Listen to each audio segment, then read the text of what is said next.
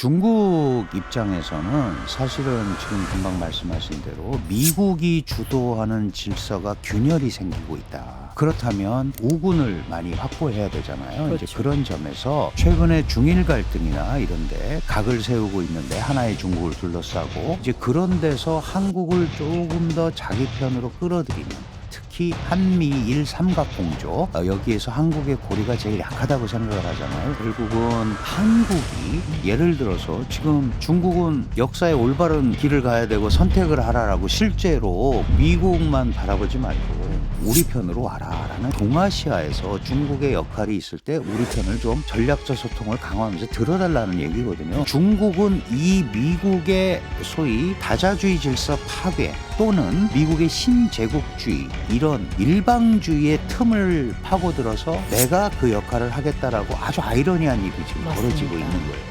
우리 정상이 9년 만에 국빈 방중에서 최고 예우를 받았습니다. 그런데 공동 성명이나 공동 언론 발표가 없었고요. 더 들여다보니까 올바른 편에 서야 한다, 이런 취지의 어떻게 보면 훈계조의 얘기도 나왔습니다. 어떻게 해석해야 할까요? 강준영 한국외대 국제지역대학원 교수와 이야기 나누겠습니다. 안녕하세요. 네, 안녕하세요. 평가부터 바로 가보죠. 이재명 대통령은 깊은 우정과 확고한 신뢰, 이런 좋은 말에 방점을 뒀고, 시진핑 주석은 보호주의에 함께 반대하자. 네. 그리고 진정한 다자주의를 실천해야 한다, 이러면서 미국을 겨냥한 어떤 행보에 함께 가지 않을래? 라는 걸 되게 강조하는 모습이 보였어요. 어떤 부분 좀 중심적으로 보셨어요? 2달 만에 사실은 상호 국빈 방문으로 만나는 거잖아요. 에이펙 이후에? 네. 이제 전체적으로 양측이 전략적으로 상대방이 매우 필요한 상황이다. 다만 추구하는 목표가 다른 거죠. 그게 그대로 드러난 거예요. 네. 예를 들어서 우리 정부 입장에서는 중국과의 교류를 어떤 형태로든 간에 확대를 해야 되는 상황이고, 중국 입장에서는 사실은 지금 금방 말씀하신 대로 미국이 주도하는 질서가 균열이 생기고 있다. 그렇다면 이 우군을 많이 확보해야 되잖아요. 이제 그렇죠. 그런 점에서 최근에 중일 갈등이나 이런데 각을 세우고 있는데 하나의 중국을 둘러싸고 이제 그런 데서 한국을 조금 더 자기 편으로 끌어들이는, 특히 한미일 삼각공조, 여기에서 한국의 고리가 제일 약하다고 생각을 하잖아요. 왜냐하면 미일 간의 협력이 분명히 중국을 견제하는 부분이 더 크기 때문에. 그러나 우리는 표면적으로 북핵으로부터의 위협을 더 내세울 수 있고, 그렇다면 이제 그게 우리가 얘기하는 삼각 공조에서의 고리가 제일 약한 부분이거든요. 네. 이거를 이 부분에 좀 당겨오자. 그래서 사실은 아시다시피 이 중국 왕이 외교부장하고 조현 장관의 통화에서도 그게 드러났잖아요. 좀 더 하나의 중국에 대해서 진전된 입장을 밝혀달라. 그게 거기 드러나는 거예요. 저희가 그동안도 하나의 중국에 대한 인정은 했잖아요. 근데 거기서 더 진전된 게 이번에 있었다고 보세요?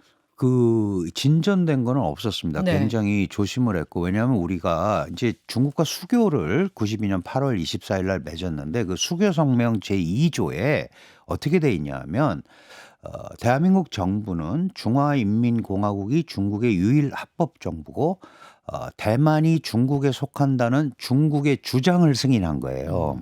근데 그 이후에 중국은 그거를 하나의 중국 원칙이라는 이름으로 정책으로 얘기를 하고 있거든요. 네. 우리는 중국의 주장을 승인했는데 하나의 중국 원칙을 인정하라라는 겁니다.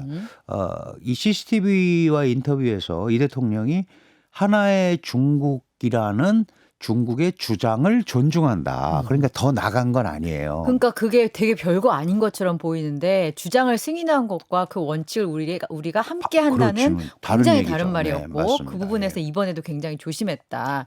그렇다면 이제 중국 발표문이 있고 우리나라 발표문이 따로 있더라고요. 근데 중국 발표문에는 한국이 우리 주장 많이 승인해 주더라, 네. 이런 내용이 아니나 다를까 들어갔고, 네, 네. 우리는 안 들어갔고, 이런 게 그런 말씀하신 힘든 그런 외교적인 그렇습니다. 줄타기의 결과다, 이렇게 이해를 하면 되겠군요. 근데 양국 관계가 그래서 뭔가 굉장히 답답했고 되게 많은 것이 안 되는 것처럼 느껴지던 시절이 있었는데 이번 양국 정상회담을 계기로 셀카도 같이 막 웃으면서 네, 찍고 네, 분위기는 네. 상당히 좋았어요. 맞습니다. 그럼에도 불구하고 양측의 되게 핵심적인 이슈, 중국 입장에서는 말씀하셨던 하나의 중국일 것이고 우리 기준에서는 북핵 네. 이런 거겠죠.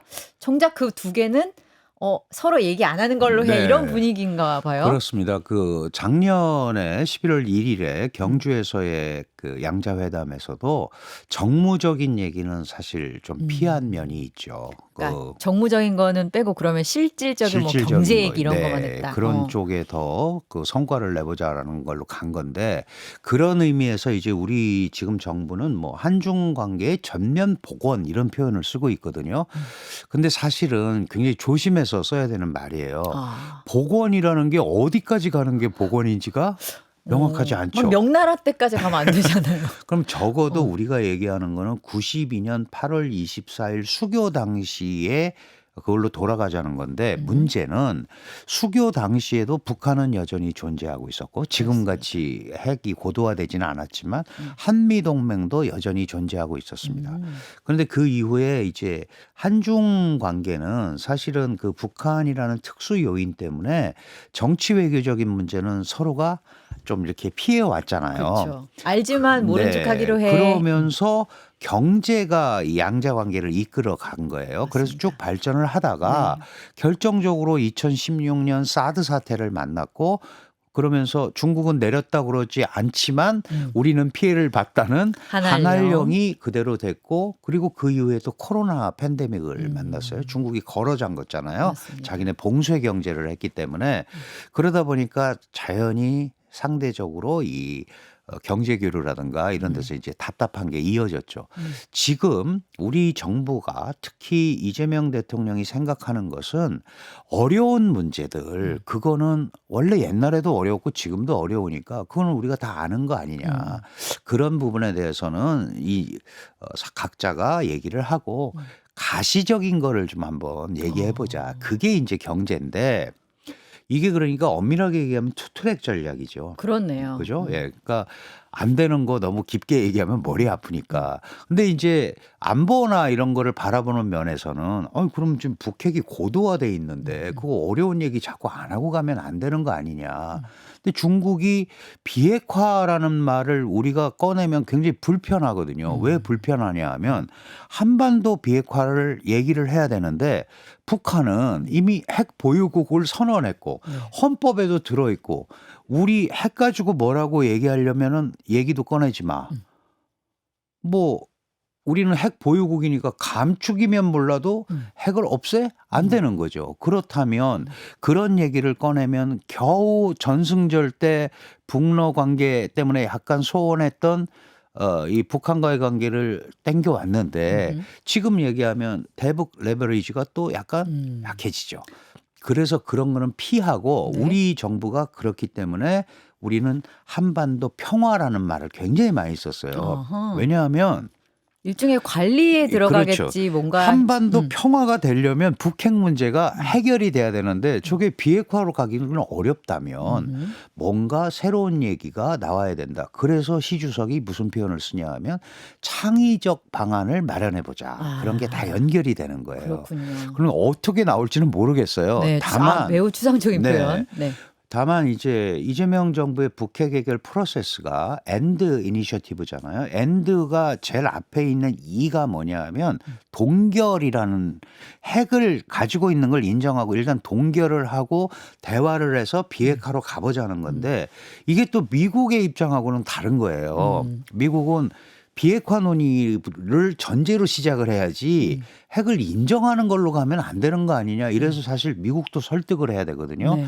그렇기 때문에 그런 부분들은 조금 애둘러서 피해갔다. 그러다 보니까 상대적으로 경제적 성과나 이런 것들을 내세워야 되는 거고 지금 중국도 경제가 어렵잖아요. 맞습니다. 그러니까 그런 부분에서는 일종의 경제 교류 확대에는 공감대가 있는 거죠. 그렇군요. 그러다 보니까 대량의 MOU가 지금 체결이 되고 10개가 넘는 MOU가 쏟아져 나왔고 그 상당수가 말씀하셨던 경제, 기술 이런 분야에 맞습니다. 집중돼 있다. 네네. 그리고 그런 거는 양국이 되게 민감한 안보 이슈는 피해갔다. 그렇습니다. 그럼에도 불구하고 안보 이슈의 일종의 숨통이 될 수 있는 창의적인 방안 등의 문구를 통해서 룸은 확보해 놨다. 네. 이렇게 정리를 하면 될 것 같아요. 그런데 중국의 과기부 장관이 영접 나온 네, 것도 네, 네. 그 맥락에서 해석해 볼 수 네, 있겠어요. 그 중국은 또 그런 류를 또 약간 얘기하더라고요. 네. 과학기술 협력 강화, 특히 시진핑 중국 국가주석의 국가 발전 전략의 핵심이 과학기술로 무장된 사회주의 국가 건설이에요. 그러니까. 과기 사회주의라고 네. 얘기를 하는데 그런 면에서 물론 이제 뭐 외교부장이 나오는 게 맞지만 보통의 외교 프로토콜은 그런데 그렇지. 그런데 사실은 이 중국의 일반적인 관례는 차관보나 차관이 영접을 합니다. 공화. 장관 밑에 네, 있는. 장관 밑에 차관 정도가 가서 하고 역대에도 그랬고 물론 이제 중요한 경우에는 자기들도 장관급이 나가죠. 근데 우리가 작년에 시 주석 왔을 때 우리는 외교부장이 나갔거든요. 근데 지금 중국 왕이 외교부장은 정치국원 겸 외교부장이에요. 정치국원은 이제 소위 그 당 쪽에서의 직책인데 이게 부총리급입니다, 사실은. 그러니까 급이 너무 높다. 너무 높이 나가니까 네. 아마 그래서 인허준이라는 과학기술부장이 나온 거고 그것도 굉장한 예우를 한 거죠, 사실은. 예우 자기들이 되게 많이 했다는 거를 자국에서는 강조하더라고요. 네, 네. 아까 말씀하신 것 가운데 우리 한국이랑 굉장히 가까워 한미일 균열을 낼 좋은 고리야 이런 맥락일 것 같아요. 네, 네. 그렇다면 한국을 이렇게 대우해주고 안보 쪽은 피하더라도 경제 쪽으로 가까워지는 것이 결국은 또 노리는 거는 결국은 또 안보라는 맞습니다. 생각이 듭니다. 네, 네. 일본에 대해서 이재명 대통령이 방중하는 기간 동안 일본이 안 그래도 중국이랑 일본이랑 싸우고 있잖아요. 그 기간에 일본 니네 우리 히토류 카드 있는 거 알았지? 이러면서 히토류 전면 수출 중단 카드를 꺼내들었어요. 맞습니다. 네네. 그럼 이것도 다 계획이 돼 있던 거예요? 그렇죠. 그 일본과 중국의 갈등에서 이게 하나의 중국으로 시작이 됐지만 결국은 아시아 지역의 헤게모니 이거를 둘러싸고 벌어지는 거거든요. 그리고 일본은 미국을 등에 업고 강력한 미일 동맹을 가지고 중국을 압박하려는 그런 이제 큰 그림 속에서 그렇죠. 움직이는 거예요. 네네. 그 사실은 이제 나가이치 총리가 약간 사과성 발언도 했었어요. 그죠? 수위가 조금 예. 예. 사과성 발언도 했는데 그 정도 갖고 안 된다는 거고 그걸 또 만회하기 위해서 경제 사절단도 보내려고 했는데 중국이 거부를 했거든요. 그러니까 그런 것들이 사실은 발언을 철회해라 네. 라는 표현을 하는데 일본의 총리가 한 발언을 일본이 중국의 압박에 의해서 철회한다? 그것도 말이 안 되잖아요. 그렇죠. 그러니까 중국은 이런 기회를 네. 분명하게 일본을 압박할 수 있는 찬스로 생각을 하는 겁니다. 그리고 이거를 계속 압박을 하면서 미국이 어떻게 나오는지도 시험하는 거예요. 이게 복합적으로 있기 때문에 안 물러나는 겁니다. 그러니까 그래요? 히토류 카드는 안 꺼낼 걸 왜냐하면 그게 예전에도 센카쿠 열도 문제가 생겼을 때도 했는데 일본이 어쨌든 아주 오래 걸리지는 않았지만 그거를 피해갔고 그 당시에는 아베 총리 같은 이 극우 들이 굉장히 강력하게 반발하는데 기업들이 이렇게 하면 일본 기업 망한다. 이것 때문에 이제 사실은 좀 풀어준 게 있거든요. 그 이후에 이 히토류 독립이라고 그럴까요? 하여간 자기 나름대로 열심히 노력을 해가지고 그 당시 한 90% 의존율을 뭐 정확한 수치는 아니지만 5, 60%까지 떨어뜨렸단 말이에요. 그래도 여전히 5, 60%도 엄청나잖아요. 그럼요. 네.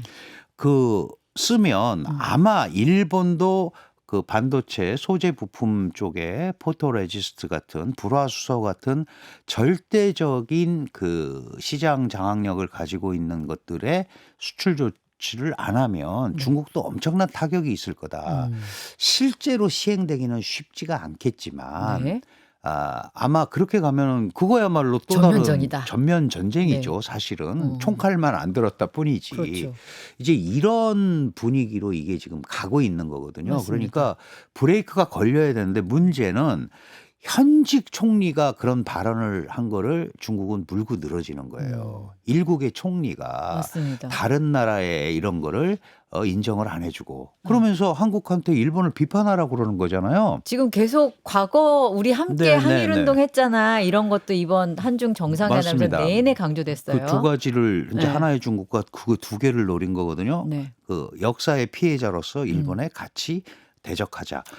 그러면서 이제 중국 측의 입장은 일본의 다가이치 총리가 결국은 국방력 강화, GDP 2% 조기 달성 뭐 이런 걸 하면서 결국은 군국주의의 길로 가려고 하는 거다. 그걸 같이 비판해라. 이건데 한국이 일본이 군국주의화 한다는 것 때문에 비판할 수는 없는 거고 그다음에 그건 내정 간섭이에요.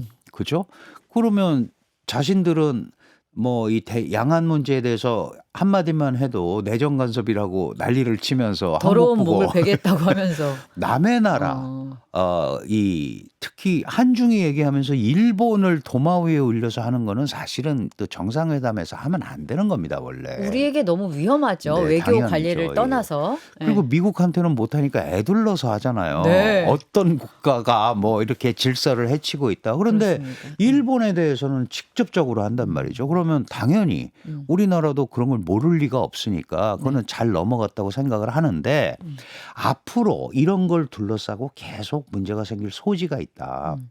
그래서 이번 한중 정상회담은 투트랙 전략으로 향후에 한중 간의 방향을 설정하고 과거보다는 훨씬 넓은 범위에서 특히 경제 교류나 이런 분야에서 폭을 넓힌다. 이런 차원에서는 긍정적인 의미가 있다. 문제는 이제 이걸 어떻게 실행으로 연결을 하느냐가 포인트일 것 같아요. 우리가 보통 MOU는 많이 맺잖아요. 사실 MOU가 그냥 의지의 의향. 표현이죠. 네, 네. 예. 그거를 실제로 담아낼 수 있는 실행 플랜들이 있으면 그건 궤도에 올라가는 거거든요. 이제 그런 거에 대한 작업. 지금 일부 이제 비판적 시각 중에 하나가 공동 성명도 없고 네. 합의문도 없고 이런 경우는 사실 뭐 그 당시 아까도 음. 잠깐 언급됐습니다만 사드 때 뭐 이럴 때 말고는 거의 그렇죠. 발표가 네. 됐거든요. 네네. 그러다 그러니까 보니까요. 근데 합의할 게 별로 없어서 그래요. 합의를 해서 예를 들어서 북한 비핵화를 한중이 합의한다고 되는 것도 아니고 아, 그렇잖아요. 그 여러 가지 양자 관계들은 할 수 있는데 양자 관계들도 뭐 한알령 안 내렸다 그러잖아요. 서해 불법 구조물 우리는 불법 구조물이라고 그러지만 자기네들은 정상적인 그렇죠. 어업 설비다. 이러니까 그런 거를 어떻게 합의문이라는 이름으로 써낼 수가 없는 거예요. 그러니까 당초부터 그런 거 안 하기로 한 겁니다. 지난번 경주회의도 마찬가지예요. 문제는 경주회의가 그런 식으로 했는데 불과 2달 만에 거기에서 뭐가 이렇게 많이 바뀌겠어요. 이거는 다분히 이제 중국 측 의도가 더 많이 들어 있는 거죠. 예를 들어서 중일 갈등하죠. 미국이 팩스 실리카라는 거 하면서 한국이 참여하고 있죠. 그다음에 중순쯤에 한일 정상회담이 예정돼 있죠. 그러니까 아마도 이렇게 빨리 이 대통령을 국빈 초청한 것은 네. 그런 게 벌어지기 전에 일종의 단속? 단속을 해야겠다라는 의지가 더 많이 들어 있었던 것 같습니다. 어쨌든 우리는 그런 기회가 주어졌으니까 네. 이런 것들을 최대한 우리가 할 수 있는 걸 극대화하는 게 더 중요했고 네. 지금 이제 뭐 MOU 차원에서 많이 나오고 그다음에 말씀하셨습니다만 셀카도 찍고 네. 뭐 시 주석이 아주 뭐라 그럴까요? 평소에 무표정이 표정이잖아요. 맞습니다. 근데 웃기도 웃더라고요. 하고 예 그러니까 뭔가 마음을 조금 친교나 이런 데서는 동한 부분이 있기 때문에 네. 어쨌든 국제 관계도 그렇고 국가 관계 이런 것도 다 사실은 그 안에 분자들은 다 개인이잖아요. 그러면 이 대통령과 시 주석 간의 나름대로 어떤 그 관계가 형성이 된다라는 차원에서는 적어도 이재명 정부가 이제 시작을 했고 시 주석은 다른 일이 없으면 뭐 의지에 의해서 뭐 2027년에 한 번 더 할 수도 있고 네. 뭐 아닐 수도 있지만 적어도 미래 방향을 그런 식으로 투트랙으로 정했다. 그런 점에서는 더 이상의 갈등 증폭이라든가 이런 것들은 피해보자. 갈등 관리조차 굉장히 중요한 네네. 시기니까요. 그 말씀 듣다 보니까 저도 외교부 출입할 때 정상 간의 만남이 있었는데 뭔가 뾰족한 결과물이 없더라 이런 질문을 하면 두 정상이 만나서 좋은 시간을 가졌던 것만으로도 일종의 두 관계에서는 보약 역할을 한다라고 네. 했던 게 인상적이었거든요. 이번 만남은 일종의 그런 측면이 있겠군요. 거기다 그게 플러스 네. 경제적인 어떤 맞습니다. 물꼬를 텄으니까요. 특히 중국 음. 같은 이제 사회주의 체제에는 좀 경직돼 있고 음. 특히 외교나 이런 부분에서는 눈치를 많이 보잖아요. 그렇죠. 그렇죠. 아니 지금 우리 정부 입장은 한국하고 좀 놀지 말라는 건데 내가 이렇게 좋은 비즈니스 거리가 있다고 그래서 한국하고 뭐 하면은 안 될 것 큰일 같은데라는 나죠. 이제 지레 네. 겁먹는 게 있거든요. 음. 적어도 이제 그런 거를 조금 음. 해소시킨다는 면에서 음흠. 예를 들어서 중국이 워낙 거대하고 다양한 분야가 있으니까 일부 분야에서는 공간이 과거보다는 훨씬 생길 수 있다. 그렇군요. 예, 이제 그런 점에서는 분명히 정상 간의 이런 음흠. 만남 그리고 그게 또 우호적인 만남이라면 훨씬 더 과거보다는 이 소위 교류의 폭이라고 그럴까 이런 게 넓어질 수 있다는 게 강점으로 얘기될 수 있는 겁니다. 그렇다면 가장 관심을 받았던 것 중 하나인 한한령의 경우도 우리는 한 적 없어라고까지 주장하고 있지만 그러니까 뭐 철회한다 이런 말도 딱히 할 필요가 없었겠죠. 그렇죠. 중국 그렇죠. 입장에서는. 네네. 근데 지금 결과를 놓고 보면 그 문화 콘텐츠와 관련해서도 우리가 좀 과거보다는 숨통이 확실히 네. 트이겠구만 이런 네. 인상을 받으세요? 맞습니다. 오. 그 일부 있습니다. 그런 게. 네. 왜냐하면 이번에 이제 전체적인 흐름을 보면 모든 국가의 지도자는 제일 중요한 게 안보거든요. 그다음이 그렇죠. 지속 가능한 발전입니다. 네. 이게 이제 경제 교류인데 경제 발전인데 안보에 관해서 한국의 최대 관심사인 북한의 비핵화 또는 뭐 한반도 비핵화 이거는 이제 평화라는 말로 대치가 됐고 지금 말씀하신 한한령 네. 이거는 문화 교류, 문화 컨텐츠라는 말로 대치가 대체가 됐어요. 됐다. 그런데 과거보다 조금 진전된 거를 굳이 찾아보자면 한한령도 내린 적이 없고 그거는 민간의 자발적인 행동이기 때문에 정부가 뭐라고 할 수 없다라는 게 중국의 일관된 입장이었거든요. 아무도 안 믿지만. 네. 네. 그랬는데 그거를 이제 문화 교류, 문화 컨텐츠 뭐 이런 것들도 한 발 더 나가서 점진적 단계적으로 해보자라는 말을 했기 때문에 구체적이다. 예, 조금 더 진전이 있다고 봐야 되는데 다만 여기서 우리가 한 가지 주의해야 될 게 있어요. 뭔가요? 우리는 한류 컨텐츠 그러면 뭐 게임 산업도 들어가고 한국의 소위 문화 컨텐츠와 관련된 다양한 게 들어가 있습니다. 그런데 중국의 입장에서는 그건 문화 산업이에요.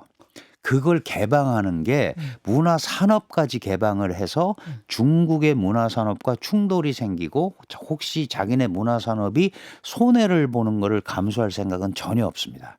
그러니까 무슨 말씀이냐 하면 네. 바둑, 축구 이런 건 금방 할 수 있는 거잖아요. 아, 네. 뭐 그거 가지고 돈 뺏길 일은 없겠군. 그런 거는 하자 이거죠. 아. 그다음에 드라마 이런 것도 사실은 불법 다운로드 받아서 다 보잖아요. 그건 네. 실무협의 하면서 그런 거 그렇게 보지 말고 정상적으로 할 수 있는데 게임이라든가 혹시 이렇게 그 문화 산업 간 경쟁을 유발할 수 있는 거는 그래서 단계적이라는 말이 나오는 거예요. 속도 조절을 하겠군요. 네. 그러니까 우리도 네. 그렇게 그냥 한류 콘텐츠 네. 뭐 이런 걸로 통으로 들어갈 게 아니고 음. 그걸 세분화해서 가야 된다. 정밀하게 계획을 짜야겠네요. 실제로 2016년 사드 문제가 생겼을 때 한한령이라는 게 이제 뭐 비공식이든 어쨌든 발효가 됐고 거기에 보면 중국이 한국한테 밀리고 있었던 문화 산업 분야 게임 이런 것들도 한국이 훨씬 좋았어요. 지금은 이제 중국이 거의 뭐 더 많이 생산하고 하고 있는데 이럴 때 한국에 들어오면 중국이 잠식당한다. 더 크기도 전에. 그래서 뭔가를 막아야 되는데 마침 사드 사태가 나니까 일부 분야에서는 그래서 이게 좋지 않은 표현인데 울고 싶은데 누가 뺨 뺨을 때려주다. 때려줬군요. 네. 그런 거예요. 불쏘시개 역할을 해준 부분이 있단 말이죠. 네네. 그러고 그것도 벌써 10년이 흘렀잖아요. 그동안 중국은 문화산업 분야에서 상당한 굴기했나요? 발전을 네. 이뤘고 그럼에도 불구하고 일부 분야는 경쟁 분야가 있고 그런 것들은 자기네가 보면서 풀겠다는 의지가 들어있는 거다. 야. 그럼에도 불구하고 네. 어쨌든 과거에는 말도 못 붙이게 했었는데 그러니까요. 내린 적 없다 네네. 그러고 그런데 그게 문화라는 이름으로 포장이 돼서 음흠. 이렇게 점진적 단계적으로 나오는 것만 해도 적어도 음. 숨통을 틔우는 그리고 점진적 단계적이라는 말을 쓰는 것 자체가 특히 이 중국어의 점진이라는 거는 네. 이미 어느 정도 가고 있는 거예요. 아, 그렇습니까? 가고 네. 있으니까 그거를 이제 그런 식으로 얘기하는 거예요. 우리가 음흠. 계획을 세워서 점진적으로 하겠다는 게 아니고 이미 지방 간 교류에서는 그런 교류는 많이 일어나고 있거든요. 어허. 특히 뭐 그런 세세하게 지방의 작은 교류들까지 하라 하지 마라 이럴 수는 없는 거죠. 다만 이제 우리 엔터 업계나 이런 데서 하고 있는 뭐 케이팝 공연이라든가 이런 거는 또 중앙 차원에서 보면 약간 그런 게 좀 있죠. 아, 이 한국 문화가 들어와서 우리 젊은이들 너무 정신 세계를 이상하게 하는 거 아니야? 뭐 이런 것도 있고. 그 한국이 우리가 문화를 수출하던 나라인데 저게 들어와 갖고 우리를 거꾸로 지배하려고 그러면 안 되지.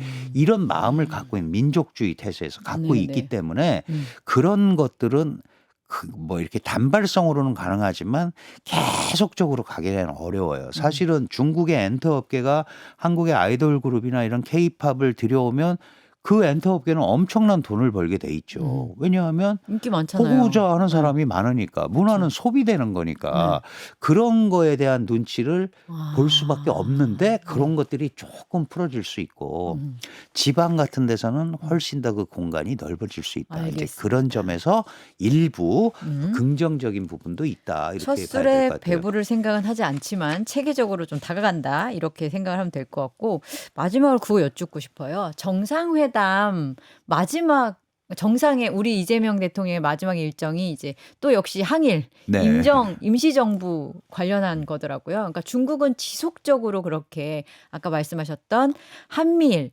의 고리에서 한국 최대한 중국 쪽으로 와 이걸 그렇죠. 시도할 네네. 텐데요. 이번 정상회담이 끝난 다음에도 이어지겠죠. 그리고 아까 말씀드렸듯이 히토류 카드 같은 거로 일본을 계속 때리고 이게 계속 진행되고 있을 때 우리의 포지션이 진짜 어려울 것 같거든요. 맞습니다. 근데 그 포지션은 뭐 하루 이틀 된 거는 아니잖아요. 결국은 한국이 네. 예를 들어서 지금 중국은 역사의 올바른 길을 가야 되고 선택을 하라라고 실제로 네. 그 미국만 바라보지 말고 우리 편으로 와라라는 올바르고 전략적인 선택. 네. 이거는 오를 뿐 아니라 심지어 너한테 유리할 거야라는 얘기잖아요. 그게 이제 지난번에 사실은 경주에 와가지고요. 그 시주석이 무슨 얘기를 했냐면 한중이 원래 전략적 협력 동반자 관계다. 전략이라는 말이 들어가면 양자 관계 이외에 뭐 지역 안보라든가 국제 문제라든가 이런 걸 논의할 수 있는 거예요. 그런데 그걸 못했다. 그래서 앞으로 우리가 전략적 소통을 강화하자. 무슨 얘기냐 면 중국 입장에서는 우리가 세계적 국가니까 앞으로 이 뭐 전 세계는 그렇다 치더라도 동아시아에서 중국의 역할이 있을 때 우리 편을 좀 전략적 소통을 강화하면서 들어달라는 얘기거든요. 그죠. 예를 들어서 대한민국이 한쪽 편을 들어서 문제가 해결될 수 있으면 벌써 들었죠. 들었지. 그죠? 그렇죠. 안 되니까 그런 안 거 되니까 아니까. 그렇죠. 이재명 정부는 네. 명확하게 선언을 한 게 있어요. 한미 동맹을 근간으로 하는 실용 외교입니다. 이 한미 동맹을 근간으로 한다라는 말 자체가 네.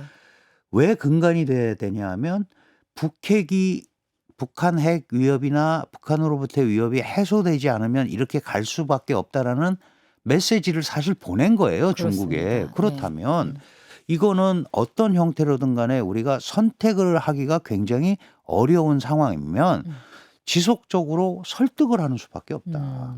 어렵다. 왜냐하면 이게 한국도 지금 사실은 뭐 하도 센 나라들이 많아서 그렇지만 한국도 사실 굉장히 포지셔닝을 할 수 있는 국가가 된 부분이 있거든요. 그러면 자기 객관화라고 그러죠. 우리가 너무 스스로 이렇게 위축되거나 스스로를 왜소화시키지 말고 네. 아닌 거는 아닌 거라고 얘기를 할 수 있어야 된다. 그래서 제가 늘 강조하는 게 미국한테도 그렇고 중국한테도 그렇고 양자 문제에 대해서는 강력하게 나가야 된다. 서해 구조물 세게 얘기해야 돼요. 네. 그런데 다자의 협력이 필요한 거는 우리가 주도하기가 굉장히 어렵잖아요. 그런 거는 일반적인 소위 우리가 얘기하는 이제 국제주의 원칙 질서 네. 이거를 지금 해야 되는데 지금 한국이 처한 가장 어려운 거는 한국만이 아니고 이 국제 질서가 지금 변동하는 재편되고 이 있죠. 시기예요. 네. 아시다시피 지금까지 2차 대전 이후에 소위 세계를 이끌어온 게 자유주의적 국제주의라는 거잖아요. 네. 다자 질서, 자유무역을 내세웠는데 이게 트럼프 대통령에 의해서 일부 이제 일부? 깨졌단 말이죠. 상당히. 앞으로는 또 어떻게 될지 모르니까. 그러니까요. 네네. 네. 그럼 이 상황에서는 제가 그래서 신양극 시대 아니냐. 네. 그 과거 미소처럼 군사력을 갖고 싸우는 거는 아니지만 미중 간의 공급망이나 이런 걸 가지고 벌어지는 신양극 시대가 열리는 조짐도 보인다라고 제가 표현을 했고 네. 중국은 이 미국의 소위 다자주의 질서 파괴 또는 미국의 신제국주의 이런 일방주의의 틈을 파고들어서 내가 그 역할을 하겠다라고 아주 아이러니한 일이 지금 벌어지고 맞습니다. 있는 거예요. 사회주의의 맹주가 다자주의와 네. 자유주의 질서를 첨예하고 나섰습니다. 그러면 중국도 그냥 말로만 해서는 안 되잖아요. 결국은 시스템을 제공해야 되는데 아직 거기까지는 못 가 있어요. 이제 이런 것들을 우리가 보면서 우리가 하고 싶은 말 해야 될 말들은 꼭 지켜가는 그게 정말 저는 실용이라고 생각해요. 역대 정부가 실용 외교 안 한다고 한 정부는 하나도 없어요. 맞습니다. 네, 그러니까 정말로 실용을 갖추려면 국가 스스로의 경쟁력이 있어야 되는 거죠. 그게 포인트입니다. 그게 네. 자강이잖아요. 그렇죠. 안보적 차원이나 또는 기술적 경제적 차원에서 차원. 그런 부분을 어쨌든 미중 갈등이 지속될 거고 복잡한 질서 재편이 일어날 때 우리는 우리의 힘을 정말 계속 기르면서 이 설득하는 메커니즘 이런 것들을 만들어가는 게 지금 한국이 취해야 될 스탠스가 아닌가 이렇게 생각을 합니다. 알겠습니다. 정치, 경제, 세계 질서가 재편되는 상황에서 우리는 우리가 가진 걸 바탕으로 미국과 중국 사이에서 어떤 역할을 해야 되는가. 이거 굉장히 오래된 얘기인데 사실 또 우리가 최근에 가지게 된 지금 중국 정상회담에서만 봐도 중국이 우리가 필요한 지점이 있잖아를 발견했잖아요. 네네. 미국에도 반도체 등 마찬가지 사장들이 있으니까요. 그 부분을 잘 염두에 두고 우리 국정을 펼쳐야 되겠다라는 결론에 이르렀습니다. 그 말씀하신 것 가운데 이제 질서가 바뀌고 있다 부분 베네수엘라 마두로 얘기도 해야 되는데 이거는 다음번에 이어서 하겠습니다. 네. 강준영 한국외대 국제지역대학원 교수님과 이야기 나눴습니다. 감사합니다. 네, 고맙습니다.